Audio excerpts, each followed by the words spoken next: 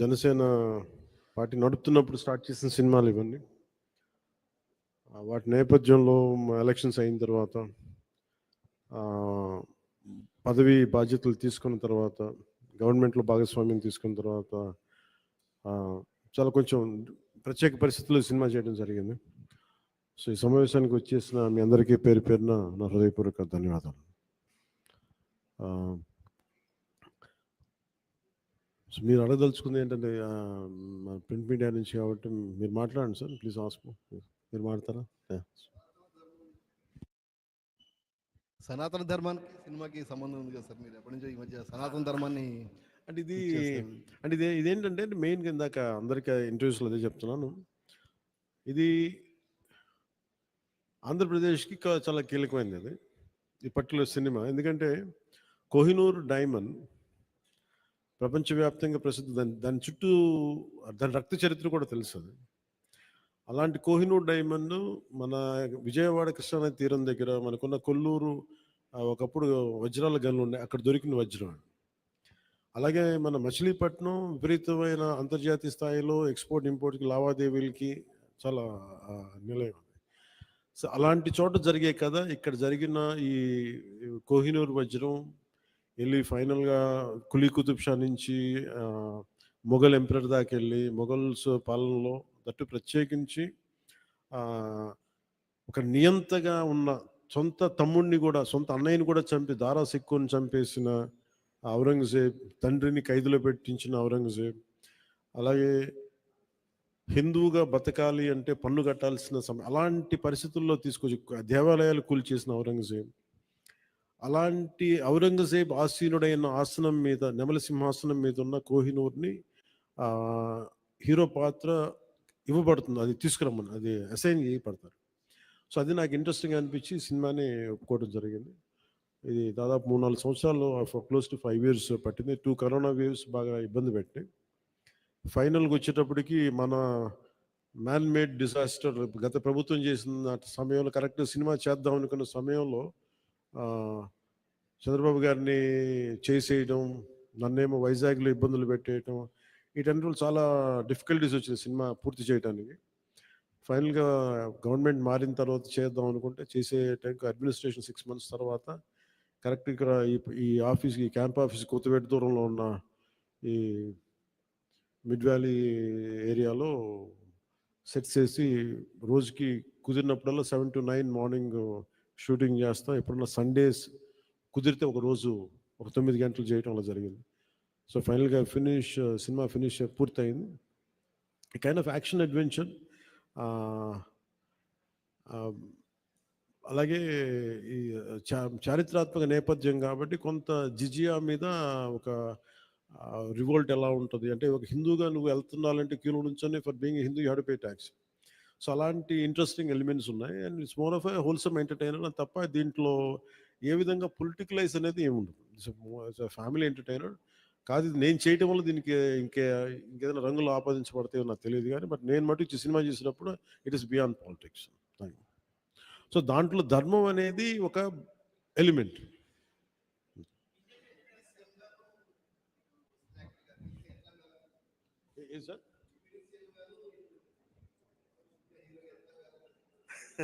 Quiet challenge. ఇందాక కూడా ఎవరు ఇంటర్వ్యూలో అడుగుతూ ఉన్నారు, మీరు మేడం మీరు అడుగుతా సినిమాల్లోనూ ఒకటే చాయిస్ ఉంటుంది, either films or politics at this stage అంటే I said I opted for politics. I opted for not cinema, politics. So అందుకే నా ప్రయారిటీ పాలిటిక్స్, అడ్మినిస్ట్రేషన్ పెట్టి నాకంటూ కొంత టైం అనుకున్నప్పుడు దాన్ని బట్టికే కేటాయించడం జరిగింది. అట్లా సాధించాను. ఏ సినిమాకి చేయని విధంగా ఫస్ట్ టైం ప్రమోషన్స్లో దిగారు మీరు. ఇది చాలా ప్రత్యేక పరిస్థితులు ఉన్నాయి సార్. నేను మామూలుగా అయితే చేయను. అంటే నా వల్ల నిర్మాతలు నష్టపోయారు. అది కూడా ఎలా నష్టపోయారు, ఒకటి corona, 2 natural disaster, 2 natural disasters, ఇంకోటి man made disaster, administration disorder, ఇక్కడ పొలిటికల్ ఇది ఇక్కడ. సో మూడిటికి నిర్మాతలు బలైపోయారు. సో దానికి నేను ఒక నైతిక బాధ్యత వహించి లేట్ అయిపోయిన సినిమాని ప్రమోట్ చేయాల్సిన బాధ్యత నా మీద ఉంది. అంతేగాని ఎందుకంటే నాకు రెమ్యునేషన్ కూడా దీనికి అదే ఇంక అది రేపు హిట్ అయితే నాకు తెలియదు కానీ సో అలాంటి పరిస్థితుల్లో రిలీజ్ చేశాను. ఎందుకంటే ముందు సినిమా ఆడాలి, సినిమా రిలీజ్ అవ్వాలి, నిర్మాత బయటపడాలి అన్న సదుద్దేశం. అది కూడా ఏంటంటే నేను పాలిటిక్స్‌లో ఉండటం, గత ప్రభుత్వం చేసిన మ్యాన్ మేడ్ డిజాస్టర్స్ వీటన్నిటి వల్ల నలిగిపోయిన దానికి ఆహ్, బలైపోయి నేను పొలిటిక్స్‌లో ఉన్నాను కాబట్టి బలైపోయారు కదా! ఇబ్బందులు పడ్డారు నిర్మాతలు. అందుకని వారందరి తరపున నేను ఈ కనీసం ఈ ప్రమోషన్ చేయడం అనేది చాలా ఎసెన్షియల్ డ్యూటీ అనిపించింది నాకు. అంతకుమించి మామూలుగా అయితే అంత అవసరం ఉండేది కాదేమో. సార్ ఆ సినిమా తీసేటప్పుడు కొంత ఇబ్బందులు కూడా పడ్డట్టున్నారు మీరు. ఏంటి సార్? ఆ సినిమా తీసేటప్పుడు కొంత ఇబ్బందులు కూడా పడ్డట్టున్నారు. సమ్మర్‌లో గాని, నైట్ టైమ్‌లో షూటింగ్ చేయటం గాని. అంటే ఎలా అంటే నేను అంటే ఇక్కడికెళ్ళి వైజాగ్‌లో అరెస్ట్ అయ్యి మళ్ళీ వచ్చి 4 రోజుల తర్వాత మళ్ళీ ఇలా చేశాను. అంటే అరెస్ట్ అంటే చూసారు కదా ఎలా పెట్టారో. అట్లాంటి పరిస్థితుల్లో మండు టెన్‌లో గాని అంటే okay. That's a part and parcel. There is no complaint about it. Ah, నాకేమనిపించిందంటే ఈ ఇబ్బందులు పడటం ఒకటిను, పార్టీని నడుపుతా ఏమాత్రం హోప్‌లెస్ పొలిటికల్ సిట్యుయేషన్‌లో ఉండి సినిమాలు చేస్తా రూ. 10కి, రూ. 15కి టికెట్లు ఏదైనా రిలీజ్ అయితే ఇబ్బందులు పెడతా. నాకు వీటన్నిటికి దాటి అధిగమించి ఇక్కడి దాకా రావడం చాలా పెద్ద విజయం అనిపించింది. సో టఫ్ సిట్యుయేషన్ నుంచి ఇక్కడి దాకా వచ్చి I'm grateful for the producers.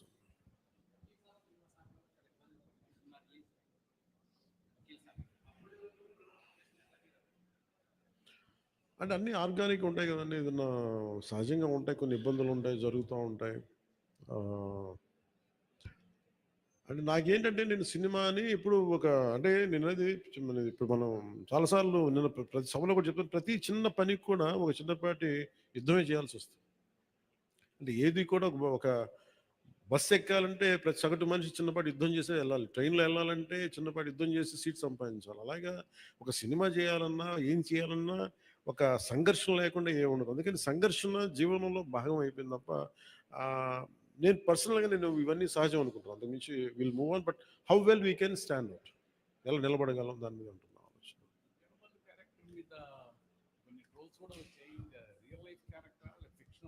ఇది ఫిక్షన్ క్యారెక్టర్స్. అసలు వాళ్ళు ఎవరో మాట్లాడారు, నా దృష్టికి తీసుకొచ్చారు కానీ అసలు సంబంధం లేదు.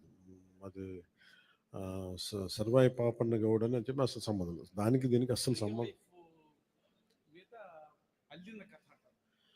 ఇది ఒక వన్ ఈజ్ ఒక హై కాన్సెప్ట్. ఒకవేళ కోహినూర్ డైమండ్ని తీసుకొస్తే ఉంటుంది. దాన్ని కొల్లు మన ఈ మచిలీపట్నం పరిసర ప్రాంతాల్లో పెరిగే ఇలాంటి వాతావరణంలో పెరిగిన ఒకడికి ఈ బాధ్యత చెప్తే నిజాం నవాబు ఎలా ఉండొచ్చు, ఈ high concept.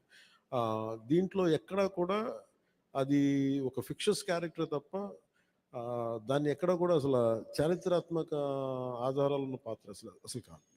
From day one నుంచి it's very quite created character. Sir Bheemla నాయక్కు సంబంధించి అప్పుడు టికెట్ రేట్లు తగ్గించారు, అయినా సరే హిట్ అయింది. కానీ ఇప్పుడు టికెట్ రేట్లు పెంచారు. అంటే ఆ రోజు టికెట్లు రేట్లు తగ్గిస్తే నిరుత్సాహపడాల, ఈరోజు టికెట్ రేట్లు పెరిగితే కూడా ఆనందించట్లా. భగవంతుడు ఏదిస్తే తీసుకోవడం అంతే తప్ప ఈరోజు గవర్నమెంట్ ఉంది కాబట్టి ప్రత్యేకించి పవన్ కళ్యాణ్ సినిమాకి ఇస్తే నేను ఖచ్చితంగా నేను ఆనందించేవాడిని కాదు. కానీ ఇది అందరికి ఇచ్చారు కాబట్టి దాంట్లో నాకు ఇవ్వకపోతే అది వివక్ష చేసినట్టు ఉంటుంది. అది కూడా తప్పవుద్ది కదా. అందుకని I think it's part and parcel. ఆ రోజు అలా జరిగింది, ఈ రోజు ఇలా జరిగింది. అంతకుమించి దీన్ని వేరేలా చూడటానికి వెళ్ళలేదు. ప్రొడ్యూసర్ నష్టపోయాడనే దేనికి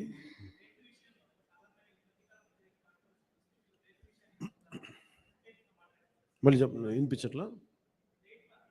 రేట్ల విషయంలో సినిమా టికెట్స్ రేట్ల విషయంలో ఖచ్చితంగా నేను నష్టపోయాను, నిర్మాతలు నష్టపోయారు. ఒక ₹5 రావాల్సిన చోట రూపాయి వస్తే దట్స్ ఓకే అనుకున్నాం. భగవంతుడు ఈరోజు మనకి ఇచ్చిన రూపాయితో తృప్తి పడదాం. ఖచ్చితంగా నష్టపోయాం, బట్ దట్స్ ఓకే. ఎందుకంటే వాళ్ళు వచ్చిన సంస్కృతి ఎలాంటిది, ప్రత్యర్థి కోపం ఉంటే చీని చెట్లు నరిగేయటం, బత్తాయి చెట్లు నరిగేయటం ఆలోచన విధానం. అలాంటి వాళ్ళకి ఆర్థిక మూలాల మీద కొట్టడం సహజం కాబట్టి, అది మనం యుద్ధంలో దిగాం కాబట్టి, మనం పాలిటిక్స్లో ఉన్నాం కాబట్టి part and parcel will take it forward. దాన్ని వెనకడిగే తీసలేదు. దాన్ని part and parcel we have to accept it.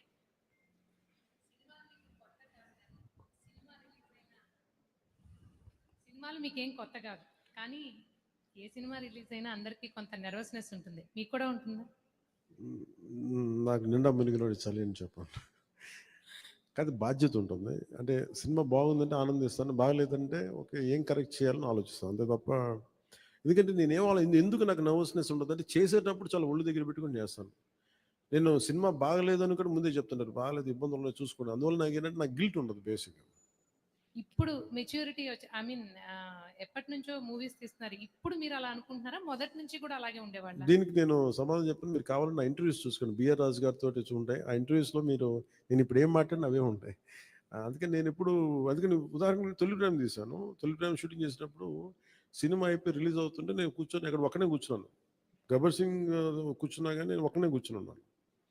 నా పక్కన పార్టీస్ ఏమి ఉండవు. జస్ట్ ఒకసారి నా జీవితంలో ఒకసారి నన్ను పార్టీకి పిలిచింది భీమ్లా నాయక్, ప్రత్యేకంగా నన్ను పిలిచారు. ఎందుకంటే ఇంత 10-15 రూపాయలు టికెట్ అప్పుడు కూడా ఇంత డబ్బు చేసింది ఈ సినిమా అని అనుకొని దాని ఒక్కదాని ఫస్ట్ టైం నా జీవితం అదే మొదటిసారి వెళ్ళటం. మళ్ళీ దీని తర్వాత కూడా వెళ్తాను కూడా నాకు డౌట్. అవును, ఇంతకీ మీ కో-ఎమ్మెల్యేలతో మూవీ చూసే ఆలోచన ఏమైనా ఉందా? ఏదండి? మీ ఎమ్మెల్యేలతో కో-ఎమ్మెల్యేలతో మూవీ చూసే ఆలోచన, ప్రపోజల్స్ ఏమైనా ఏమో ఉన్నాయా? నేను ఎప్పుడు అట్లా ఆలోచించలేదండి. అసలు ఇప్పుడు చెప్తే ఇప్పుడు ఐడియా వచ్చింది, బాగానే ఉందనిపిస్తుంది. ఎందుకంటే అసెంబ్లీలో సగం మంది మీ ఫ్యాన్సే కదా. మేబీ మా ఎమ్మెల్యేస్ అందరికీ, మా కూటమి ఎమ్మెల్యేస్ అందరికీ ఖచ్చితంగా దీన్ని ప్రత్యేకమైన షో అయితే వేస్తే వాళ్ళు కోరుకుంటే ఖచ్చితంగా, అంటే నేను ప్రమోట్ చేసుకునే ఇబ్బందిగా ఉంటుంది కానీ ఖచ్చితంగా వాళ్ళందరూ అడిగితే మన హరిప్రసాద్ కానీ ఖచ్చితంగా I think will organise an exclusive screening for them. అందరికీ మనసులో ఉంది కానీ బయటకు అడగలేకపోతున్నారు. సో మీ ద్వారా వచ్చింది కానీ ఖచ్చితంగా నేను అడ్రస్ చేస్తాను. Thank you.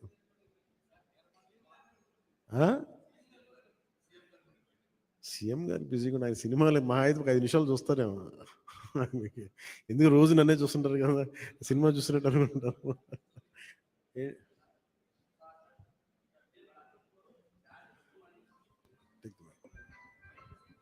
హలో. జానీ సినిమాని గతంలో మీరు డైరెక్ట్ చేసి ఆ టైంలో కొంత ఫ్లాప్ అనే ఇబ్బందికరమైనటువంటి వాతావరణాన్ని కలిగించుకున్నారు. ఈ సినిమాలో మీరు లాస్ట్ క్లైమాక్స్ మీరే డైరెక్ట్ చేశారని చెప్పేసి చెప్తున్నారు. దానికి అప్పటికి ఇప్పటికీ ఏంటి ఎలాంటి చేంజ్ మీరు గమనించారు? అలాగే అంటే నేను జానీ నిన్న కూడా చెప్పాను. అంటే నాకు ఏమనిపించిందంటే ఒక సినిమా తీసేటప్పుడు చాలా నలుగుతా ఉండే. నేను చెప్పేది సినిమా అనేది ఒక్కటే కష్టపడేది కాదు, ప్రతి ఒక్కటే ఈవెన్ ఒక చిన్నపాటి ఉపాధి శ్రామికుడు కూడా కష్టపడతాడు, యుద్ధం చేయాలి పట్టుకోటి కోసం. సినిమా ఏంటంటే చాలా మంది డబ్బులు చాలా గ్లామరస్గా కనిపిస్తుంది ఫిల్మ్ ఇండస్ట్రీ.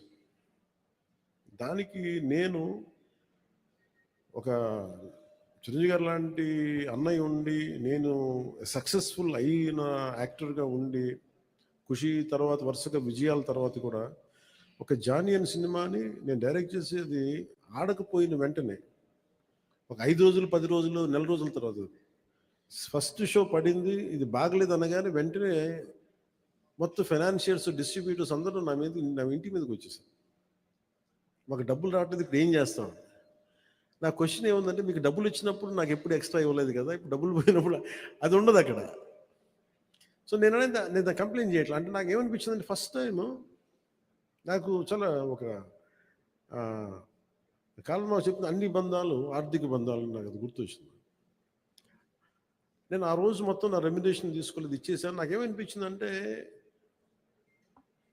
ఒంటరితనం అనిపించాను. అంటే ఇప్పుడు ఎలా ఉంది అంటే గత ప్రభుత్వం చేసిన ఒక దుర్మార్గాలన్నీ నేను చేసేసి అందరూ నిందిస్తుంటే నేను ఎంత బాధపడాలో, సినిమా ఫ్లాప్ అయితే నన్ను బాధపడమని అందరూ అలా చెప్తాను. నా ఉద్దేశం ఏంటంటే సినిమా చేసాం, బాగలేదు, ఆడలేదు అంతే. కానీ దానికి ఏంటి ఏదో ఒక కొంపలంతా మునిగిపోయినట్టు ఇలా మొక్కలు పెట్టుకున్నారండి. అందరూ డీలా అయిపోయి ఓకే నష్టపోతే ఎంత నష్టపోయింది చూద్దామని చెప్పి ఫైనల్ నేను ఏం చేయగలిగింది, బాబు నాకు ఇచ్చిన రెమ్యునరేషన్ ఇది, నాకు రూపాయి అవుతూ తీసుకోండి అని చెప్పి నేను ఇంకో 15 లక్షల అప్పు నేను తీసుకున్నాను దాని తర్వాత ఇంకోళ్ళ దగ్గర. ఆ అనుభవం నన్ను చాలా బలమైన వ్యక్తం చేసింది. ఆ ఒక్క జానీ ఫెయిల్యూర్ నాకు ఎంత హెల్ప్ చేసిందంటే పాలిటిక్స్లో హెల్ప్ చేసింది. నేను 2019లో ఓడిపోతే మళ్ళీ నాకు అదే గుర్తొచ్చింది. నేను ఎలా సర్వైవ్ అయ్యానప్పుడు failure is a part and parcel of growth. అది నాకు బాగా బలం ఇచ్చి నిన్న ఒక నిర్మాత ఆ రోజు అన్ని ఇబ్బందులు లేవు, కానీ రత్నం గారు లాంటి వ్యక్తి ఒక చిన్నపాటి మేకప్ అసిస్టెంట్గా ప్రారంభించిన వ్యక్తి, అంచెలంచెలుగా శంకర్ లాంటి వాళ్ళతో సినిమా తీసి పాన్ ఇండియా సినిమాలు తీసిన వ్యక్తి ఈ రోజున సినిమా రిలీజులకి ఇబ్బంది పడతా ఉంటే నాకు అనిపించింది చాలా బాధేస్తుంది. ఇది నాకు అందుకే నేను దగ్గరుండి ఈ సినిమాని ప్రేక్షకుల దగ్గరికి తీసుకెళ్ళాలనేది నిర్ణయించుకున్నాను. సో నాకు అందుకు అనిపించింది అన్నమాట. అందుకని నా జానీ అనేది ఎందుకు వచ్చిందంటే ఇంత ఫీబుల్గా ఉంటారు. అంటే మనీ దగ్గరికి వచ్చేటప్పటికి అందరూ నువ్వు చస్తావో పెడతావో తెలియదు కానీ మాకు ఇలా కట్ట ఒకసారి ఇర్లాజికల్గా ఉంటుంది. సో అలాంటి సమయంలో నాకు ఆయన అండగా నిలబడాలి. అందుకని that's reason why I quote. అందుకనే క్లైమాక్స్ ప్రత్యేకించి నేను ఎందుకు చెప్పానంటే అప్పుడు నేను ఒక కొన్నిసార్లు నేను బుల్డోస్ చేసుకుని వెళ్ళాల్సింది. కొన్నిసార్లు రైట్ నిర్ణయం మన మనసుకు తెలుస్తుంది యాజ్ అ ఫిల్మ్ మేకర్గా. కొన్నిసార్లు పక్కన వాళ్ళు మాటలు నేను అసలు ఎప్పుడు పక్కన వాళ్ళ మాటలు విన్నాను. కానీ ఈ ఫిల్మ్కి వచ్చేటప్పటికి ఈసారి ప్రత్యేకించి ఎట్టి పరిస్థితుల్లో నేను పాలిటిక్స్లో ఉన్నాను, సినిమాలు బాగా చేయడేమో అన్న సందేహం ఎక్కువ మందికి ఉంటుందని చెప్పి ప్రత్యేకించి శ్రద్ధ పెట్టి చేశాను. సో క్లైమాక్స్ కూడా ఎందుకు చేశానంటే నేను చాలా సంవత్సరాలు అయిపోయింది యాక్షన్ కొరియోగ్రఫీ చేసి. రియల్ లైఫ్లో వీళ్ళతో గొడవలు పడుతున్నాను, సినిమాలోనే యాక్షన్ కొరియోగ్రఫీ చేశాను.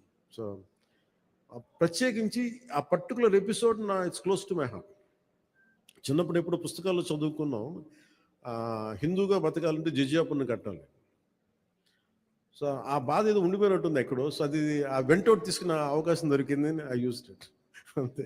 సార్ మనం చూసుకున్నట్లయితే లేదు తీసుకుంటా సార్, అన్నీ బాగుంటే తీసుకుంటాను. మనం ఈ మధ్యకాలంలో చూసుకున్నట్లయితే నిర్మాతలకి కొంతమందికి మాత్రమే థియేటర్లు ఉండిపోయినాయి, వేరే వాళ్ళ సినిమాలకి ఇబ్బంది పడుతున్నారంటూ కూడా కొంత కాంట్రవర్సీ వచ్చినటువంటి పరిస్థితి సినిమా పరిశ్రమ విషయంలో. అదే రేట్ల విషయంలో కావచ్చు, థియేటర్స్ దాని విషయంలో. మీకు కూడా అలాంటిది అంటే థియేటర్స్ సరిగ్గా లభించకపోవడం, కొంత నిర్మాతలు ఏమన్నా ఇబ్బంది పెట్టే అవకాశం ఉంటుందా గతంలో లాగా? అది ఎప్పుడు అలా పెడతారని నేను ఎప్పుడు అనుకోను. ఎందుకంటే థియేటర్స్కి ఫీడింగ్ కావాలి, బేసిక్ సైన్స్. అది ఎవరు అలా చేస్తారు నేను అనుకోను. కానీ ఒకసారి కొన్ని అనుకోని పరిస్థితులు వస్తూ ఉంటాయి, అది పెద్ద మనసు వదిలేయటం అంతా. సార్ ఇప్పుడు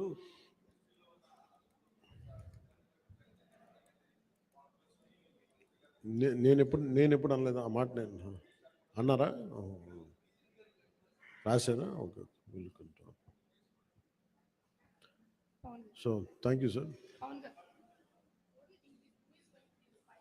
Ma'am, this movie is going to be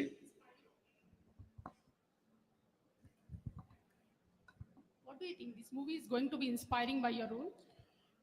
and inspiring నేను చెప్పలేను కానీ I feel it is a wholesome entertainer.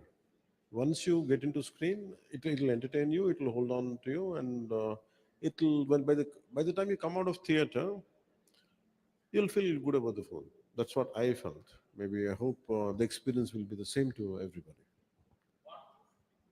Yes, sir. Part 2 20% shooting chesam. We had done 20 to 30%.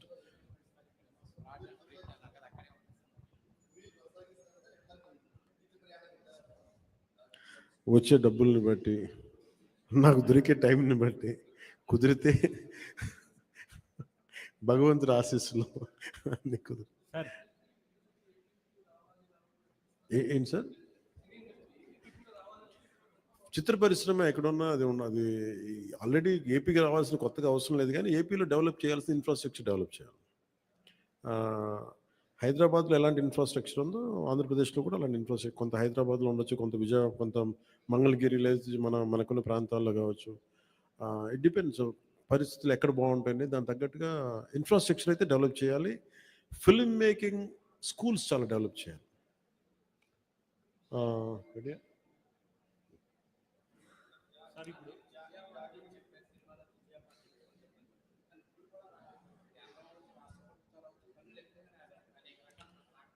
ఆ పన్నుల గురించి ప్రత్యేకించి ప్రస్తుతం ఓన్లీ హరిహర వీలమ్మల జిజియా పన్ను గురించి మాట్లాడుకుందాం. So thank you all of you.